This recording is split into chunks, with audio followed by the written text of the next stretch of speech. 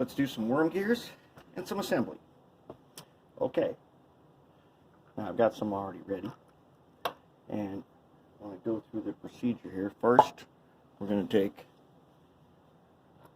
our Marble lubricating oil and our little screwdriver, and there's a bunch on the top here, so I can get some right there. I only need a dot, and I want to get where the thrust washer and the bearing are, just on that shaft a little bit.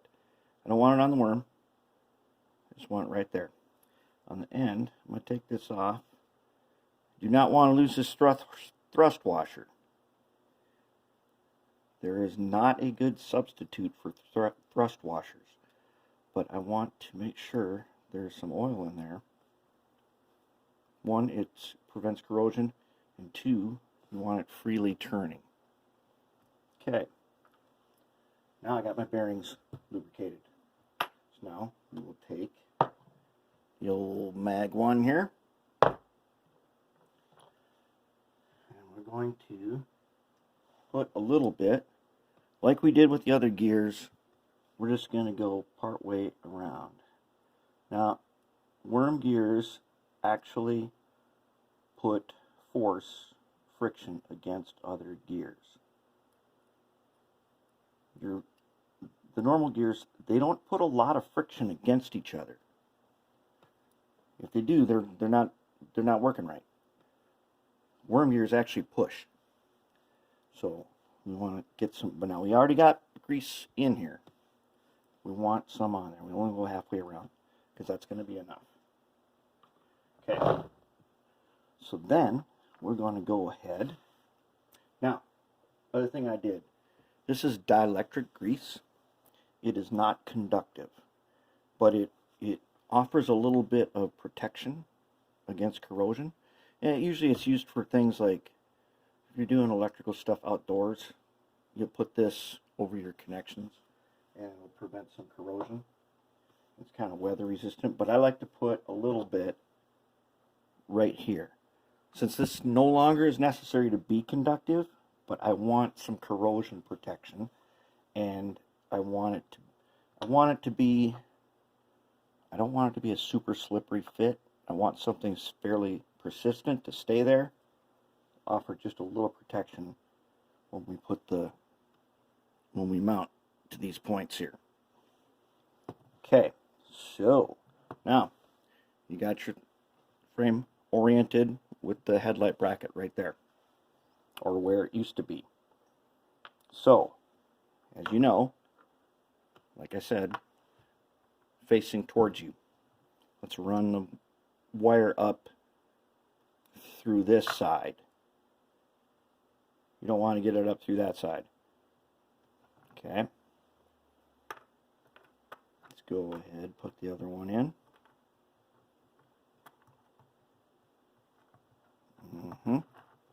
Seated nicely. Let's go ahead and do this one. Same thing, headlight bracket, arm facing towards me. Just a tiny bit of dielectric grease right there. This side, same thing. There we go. Now we are going to install these worm gears. So now, if we've got our bearings all lubricated, which we should, just set them on there like that, and then we will take our little screwdriver here, rotate them, and they'll fit right down in there. Once they're in there, put the cap on. Now, one thing we're going to check, make sure this U-joint here is not tightly pressed against the bracket here. If it is, take your little screwdriver and carefully just pry it out just enough. Okay, good to go. Let's put on the back one.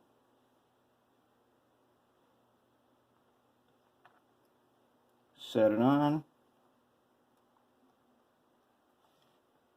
Seat it. It should fit in nice and easy. There we go.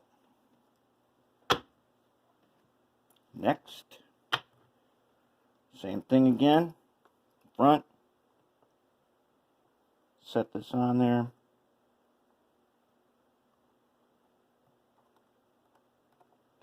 This one is a little tight. Okay, so this one is just a little bit tight. So I'm going to take my screwdriver, I'm going to hold it. I'm just going to pry it. There. That's all I needed. If it's too loose, you're going to have to clean it and dry it. Good to go. Last one. Set it on there.